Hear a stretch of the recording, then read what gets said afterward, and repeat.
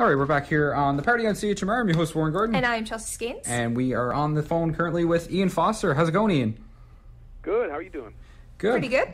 Pretty good. Yeah. So you've got the you're down in Maine now. You were saying. That's right. Yeah, just finishing up a tour here for the last week. Okay.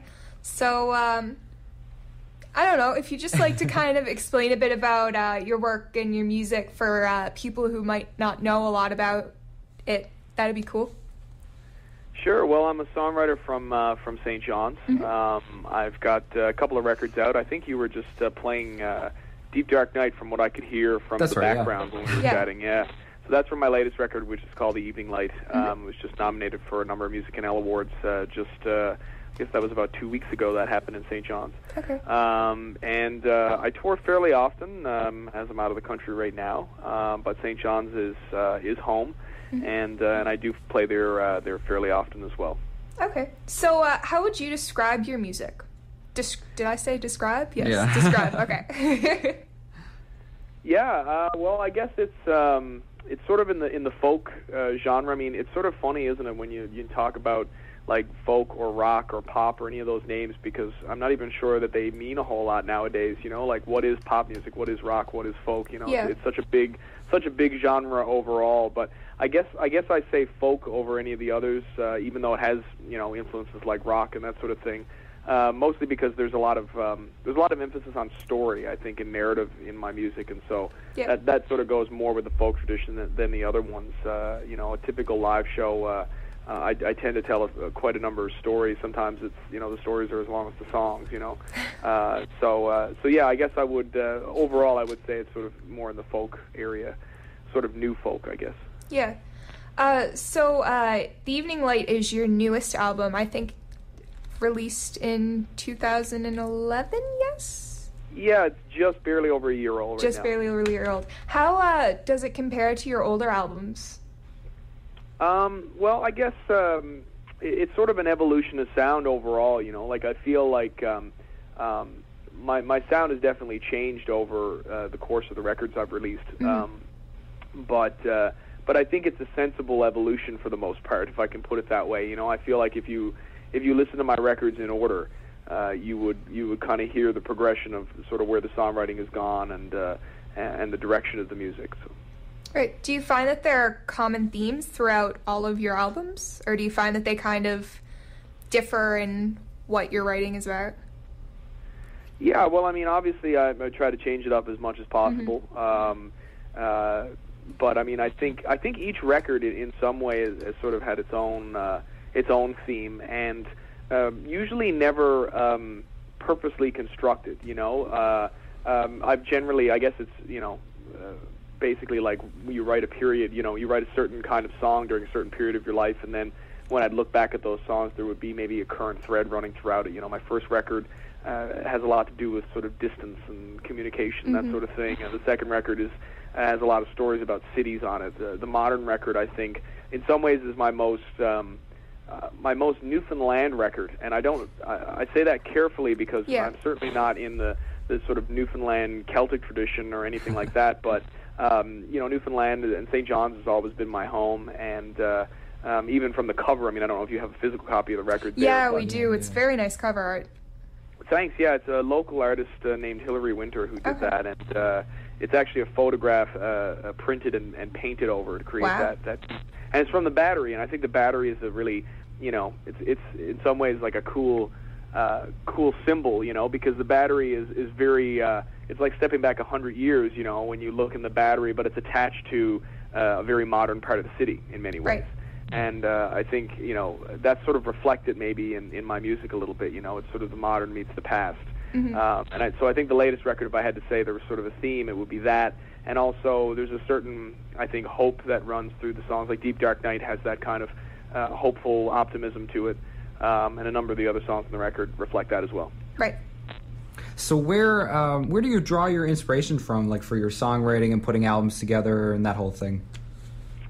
Well, I think it comes from a variety of sources. I think it's other art, and I think it's experience, and it's usually probably a near 50-50 split of them in some way, shape, or form. You know, there's a lot of story songs on the record, or stories that other people told me that inspired the songs. But certainly, stylistically, other music, and even you know, in the writing. I mean, I'm actually have an English degree from Maine, and a history minor, and that definitely has served me, I think, in my music career. You know, just because I do have a real interest in history, and that's present in some of the songs, and even film and all those things. Like I said, other art, I think, influences maybe the style of the songs. Right. So, do you have any albums currently in the works, or? Yeah, I've got definitely new songs that I've written since the last release. I mean, there's a weird cycle that happens with recording, you know, because I try not to go into the studio without either a completely finished album or a near finished album. And sometimes there's even last-minute additions, you know, songs written during the recording of the record. But the life of a record then, you know, between the mixing, the mastering, the manufacturing, the tour that comes with the release, it's quite a bit of time, really, from when the last song was written for the album to when you're kind of, you know, actually out there playing it in some ways. So for me, there's always been the overlap, you know. Even when this record came out a year ago, I had a couple of new songs for another record, and so since then, I probably technically have enough for a new record now.